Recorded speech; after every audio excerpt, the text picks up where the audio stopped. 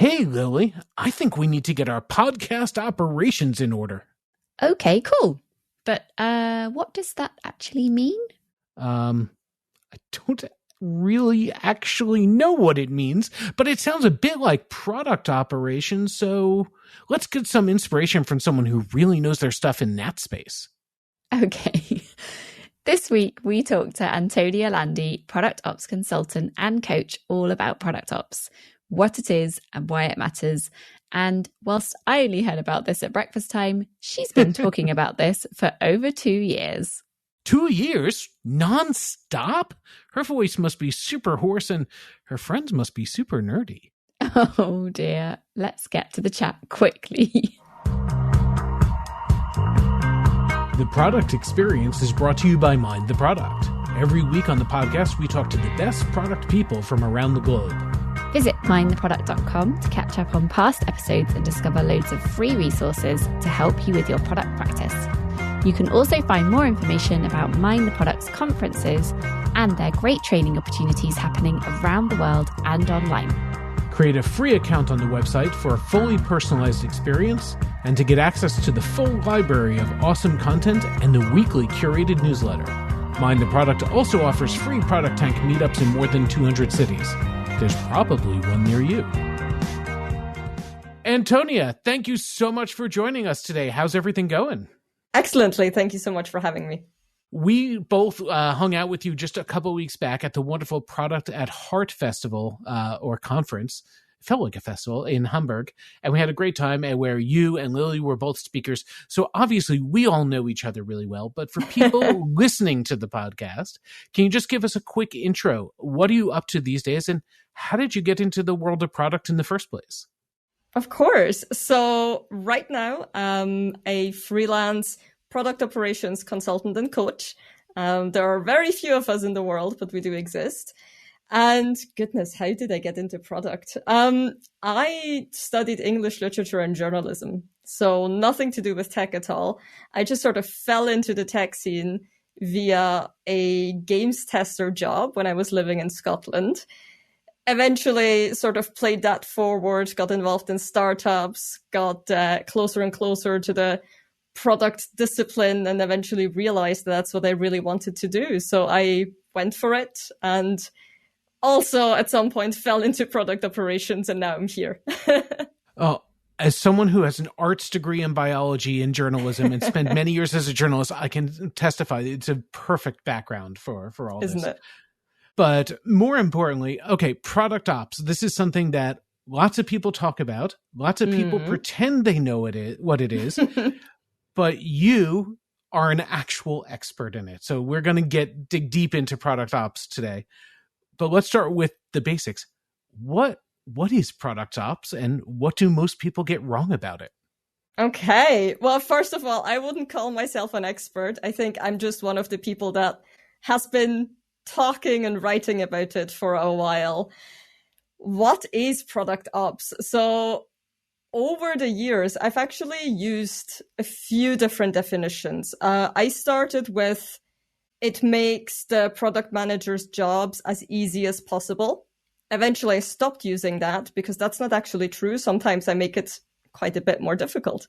More recently, I've started talking about product ops as enabling product management excellence. Now, what I mean by that is that it facilitates product managers to do their best work, right? That's essentially my mission. That's what I'm there for. Now, the reason product ops can have many different practicalities at many different companies is because the barriers to that excellent work look very different, right? And inherently, product ops addresses those barriers. So mission-wise, we are driven by the same purpose, and that is enabling excellent product work. What that looks like in practice can be very, very different. So for me, the ops part of product ops is it implies to me a certain operational aspect of the function, and it makes me think of the tools that we're using and the meetings that we're having and that kind of thing. So does product ops focus more around operations, or is there kind of like a coaching, like softer element to it as well? Yeah, I think it's both. And I think that's what actually confuses a lot of people when I start talking about product operations, because they hear the operations part, right? They don't necessarily hear the product part, or the maybe almost implied or inherent enablement part that comes with that. Broadly speaking, I would say that product operations, it focuses on operationalizing the product management experience. However, part of that are different strategies. And one of those strategies is coaching, right? So coaching could come in many different ways. It could be, are we using a particular tool to its fullest, right? When you adopt a brand new tool, people need to learn how to use it, how to work with it. At the same time, product operations can also enable things like product discovery. And if you have maybe a team that is made up of fairly junior product managers and owners, or you are in a company that is maybe early on in their product-led transformation, sometimes what you will have to do as a product ops manager is actually coach people on, well, how do we actually do product discovery? So it's not just about sort of the frameworks and the tools and the processes around getting that done. It's also about, well, at a conceptual level, how do we actually do this? Okay, so that's a big area. There's a lot that it could be, and there's a lot of people that might be why people get confused. And you had this wonderful slide, or maybe a terrible slide, in your talk in Hamburg, that where head of product said something to you about, why is she even here if she's not going to create the Miro boards for us? Right. So let's clear this up. We know the purpose of why you're here, but you did recently did a product operations manifesto with a bunch of other people. So I know you've had conversations with other people in this space. Yeah. What do product operations people actually do on a day-to-day basis in general? What's a typical day or week look like? So there are a few focus areas that are sort of starting to crystallize and become, I wouldn't say the standard, but become fairly common, regardless of which particular company you're talking about. I can talk about my personal experience, right? Because as I said, our lived experience can be quite different. To me, product ops has looked like creating a communication strategy. So how do we talk within the product organization about what goes on?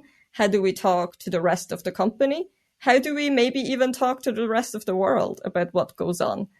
It can be things like closing feedback loops is another popular one, right? So how do people within the company, let's say, report bugs? And then what's the process around handling that, prioritizing or deprioritizing it?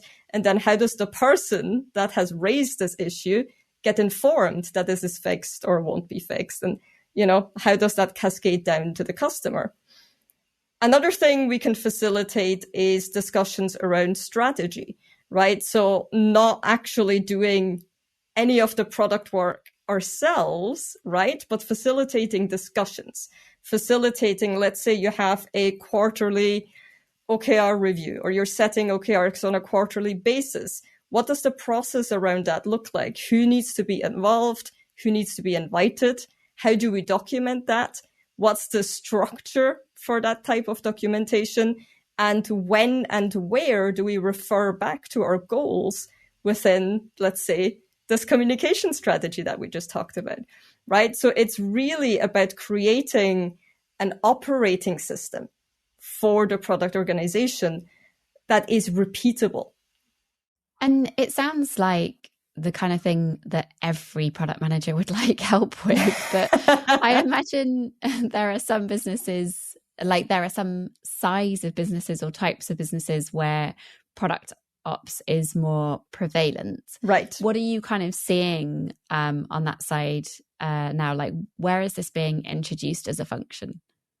So I'm seeing, broadly speaking, two trends.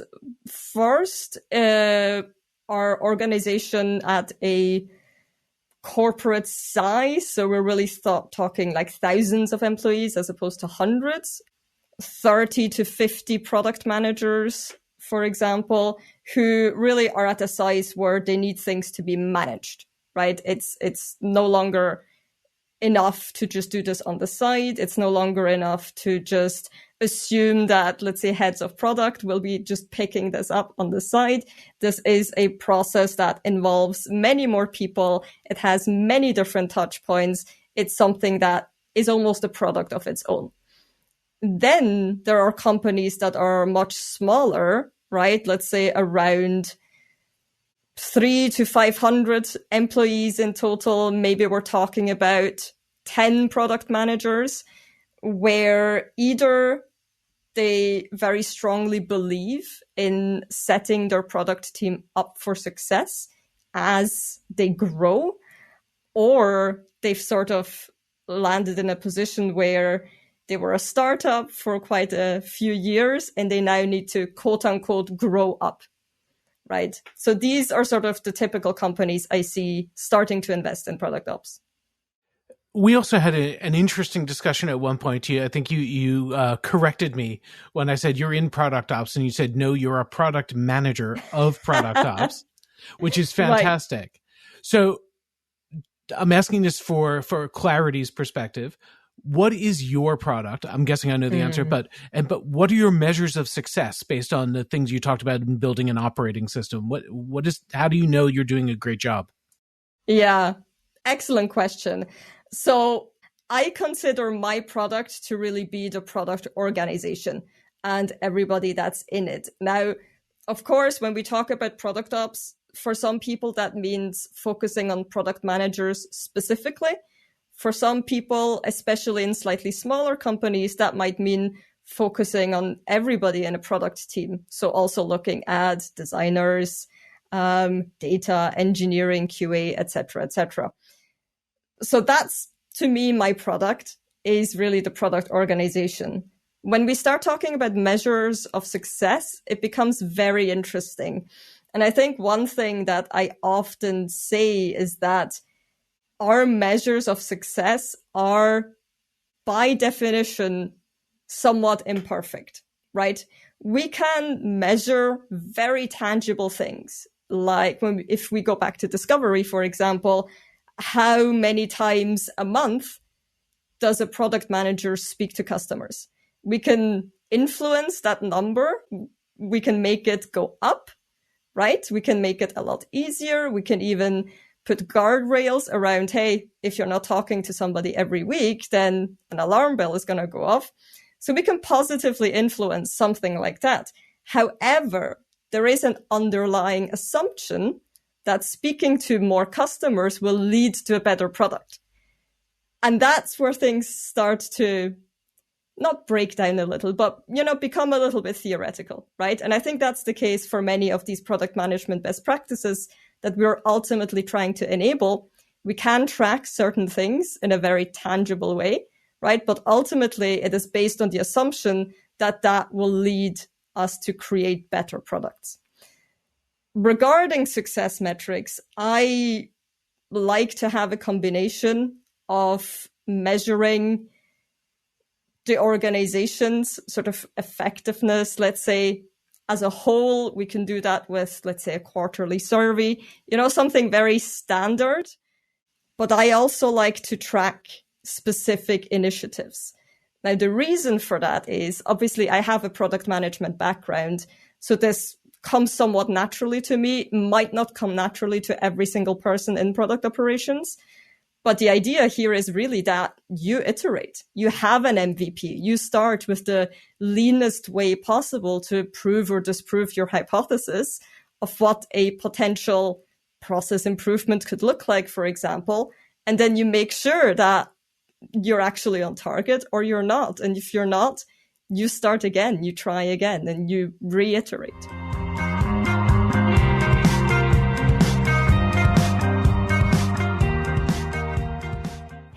Randy, are the rumours true? Lily, I can't believe it. MTP are giving away all 9 of the San Francisco keynote talks for free, both a recording and a written summary of each one. And handy discussion points and thought starters to think about solo or with your team. And an email notification each time a new talk is published on mindtheproduct.com. So you'll never miss a talk and be the first to hear when the next one is hot off the press. Of course, nothing can beat attending MTPCon in person, but this is the next best thing. So sign up at mindtheproduct.com/SF Keynote Kit. That's mindtheproduct.com/SF Keynote Kit.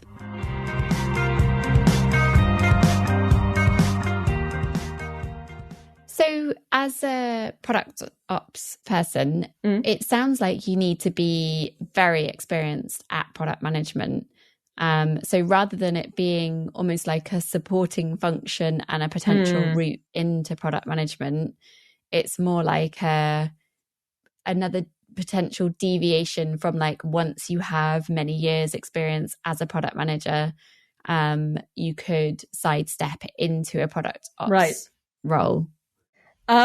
So something very interesting has started happening recently, and people are really starting to view product ops as a stepping stone into product management. And to me, that's very interesting because I feel like you're doing it completely the wrong way. Actually, like being in product management should be a stepping stone for being in product operations. However, I think there is some leeway here, especially when we're talking about the type of person that you're hiring to be in your product ops team. Now, do I think it's important for your first product ops hire to have product management experience? Yes. Do I think every single person in product operations needs to have product management experience? No. What to me is the most important is a display of, and this is a bad way of putting it, but essentially a product mindset. What do I mean by that? It's really problem validation, it's solution hypotheses, it's MVPs, it's trying out what you're going to implement before you implement the whole thing, and then iterating and measuring, right? To me, that is the most important aspect. I do think you need to have had a certain closeness to product before starting in product operations, but you don't necessarily need to have been a product manager unless you are this sort of pivotal first person in this role. Why isn't this stuff the responsibility of the existing product managers or the heads or directors of product? Why should someone else do it? And if you offload the responsibility for it to somebody else, does that make them less involved or less responsible? Now, I have a theory that product management has become increasingly more complicated over the past few years, and this type of work is no longer sustainable to just be done on the side. Now, in all fairness, most companies today operate without a product ops function, and most of them are successful enough, right? It's not a necessity to have product operations, at least maybe not yet. I think the interesting thing here about product ops as a separate function really comes from looking at all of these individual tasks holistically and really no longer thinking about, well, how do we solve this particular issue, but think more about how do we solve this particular issue sustainably in the long term, and how does this tie in with all of the other issues we're currently solving? And ultimately, where do we want to be as a product organization? It is true that most of this work so far has been done by product leadership, but I also feel like that is a huge risk in not giving these people enough space to actually follow up on the strategic work that is incredibly important to the whole product organization. And what's your experience been of working with different organizations? Like, what's the sort of trigger point at which they say, okay, now we need to bring this new function in? And how does that initial transformation happen? How does it go? Is it welcomed, or do people freak out? So usually there is one person that really strongly believes in this. Now, it's very helpful if that person also has some influence on the budget and can actually hire somebody, right? This is how most product ops teams actually come to life, right? Somebody, usually a product leader, has heard about the function, maybe experienced it in a previous role, and now feels like, okay, I want to keep working alongside this function, or I want this function to be a reality at our organization. A lot of what product ops does is change. It's changing how organizations operate and changing how certain people operate. Sometimes that change is very welcome, especially if you're the person that has been receiving a lot of this pain, right? When I speak about product ops to product managers, seniors, up to the level of head of product, they almost always instantly get it because they feel that pain firsthand almost every day. They're like, yes, I know exactly what you mean, and I would love to have this. Now, when you go sort of towards VP or CPO level, it becomes a little bit more difficult to make it tangible because these folks are typically not quite as exposed to this sort of day-to-day pain, let's say.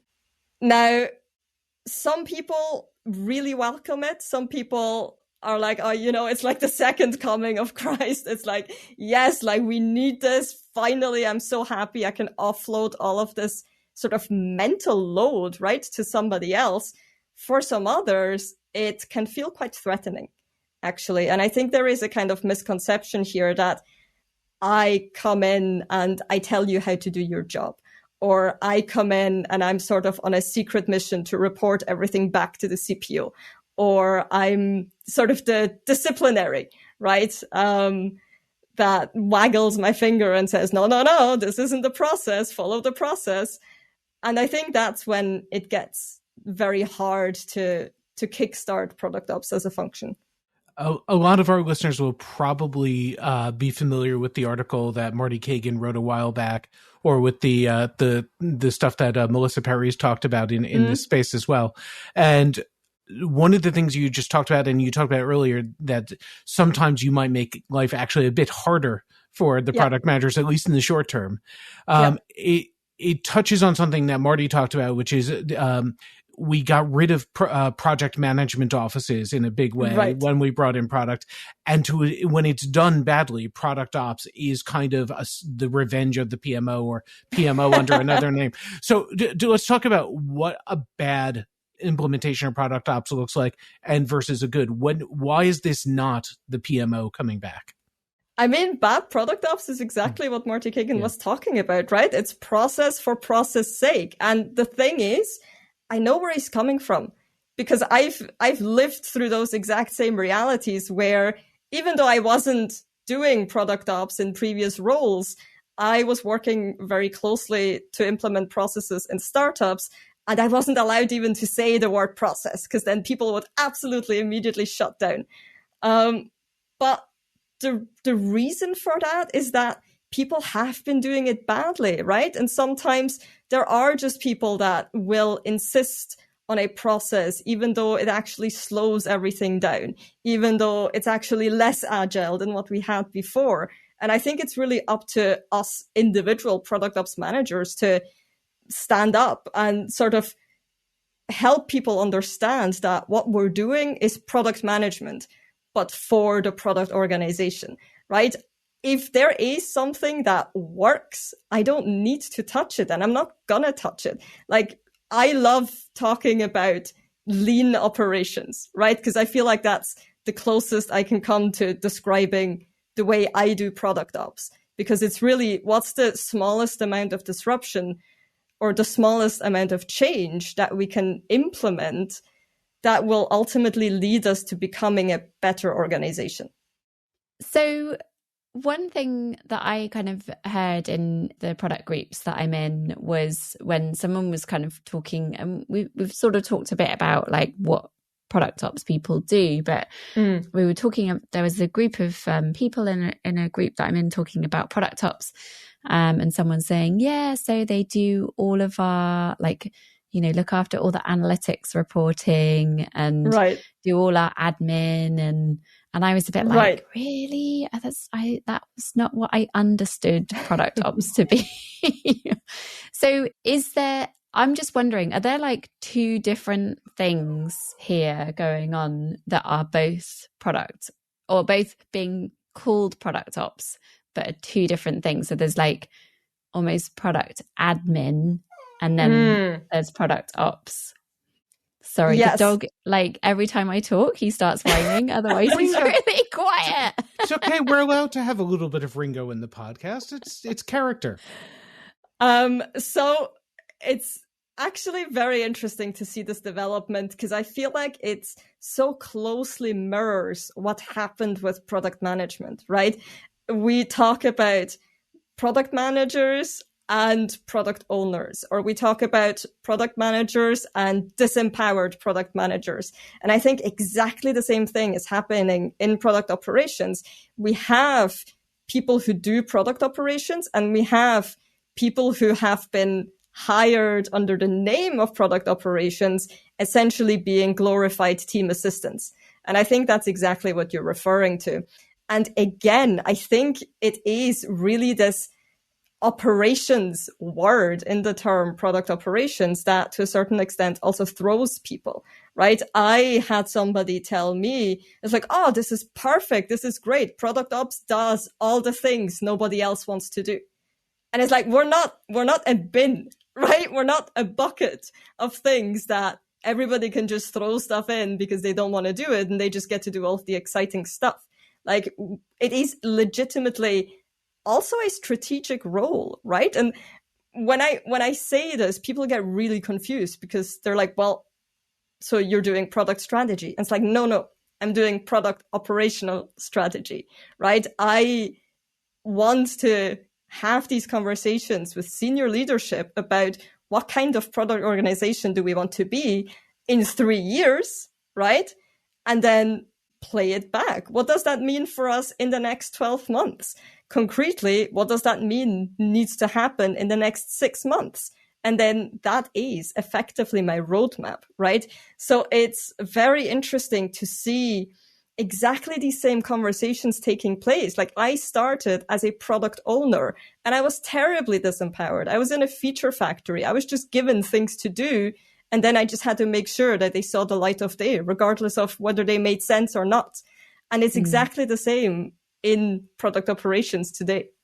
So with this kind of misconception and this misunderstanding, it must make hiring for this role a bit of a minefield, because there could be misinterpretations or different expectations from the person applying for a job and from the hiring kind of side of things. If you're an experienced product ops person coming in and they're just the expectation is, you know, for that kind of glorified admin assistant. So what advice do you have for people hiring into this, or people wanting to get a role in this function? Yeah, I think the most important thing here is, honestly, like, to a certain extent, don't even rely on the job descriptions, because I think, as most of us have experienced firsthand, they rarely tell the whole story. I think that the interview with the hiring manager is really the most critical point here. And there it really becomes a question of, well, okay, how do you as a hiring manager define product ops? But also very concretely, what do you see product ops as a function solving? And typically the answers to that will then give you a good insight into the sort of responsibilities that you will be doing, more than what is maybe written on paper somewhere. Awesome. I think we've got time for probably just one more question. It's been really, really great to hear your perspective on product operations, and really interesting to kind of see this function develop and gain traction as well. And I'm really excited to see the direction it goes in. What's your sort of prediction for the future of like the evolution of product ops? Where do you see it going? So I'm actually not sure where it will go. I have certain hopes and aspirations for the function myself. My hope is that we will become less of a fad, less of a trend, and more of a really established function. I don't think it's going to happen anytime soon that our role will really be a given, right? I think for the foreseeable future, will definitely still be a luxury to a certain extent that, you know, only companies with a certain amount of budget and a certain amount of people can and will invest in. However, I think I personally and very selfishly would love to start having conversations around how do we do product ops successfully?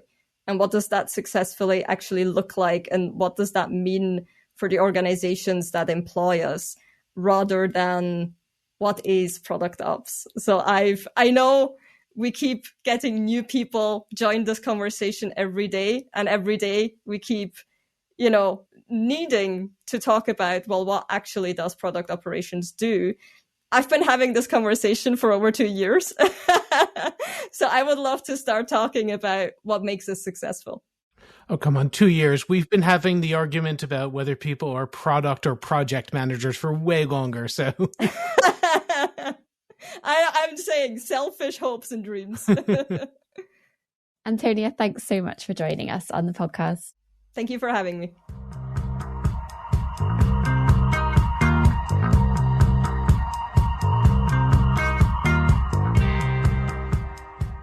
The Product Experience is the first and the best podcast from Mind the Product.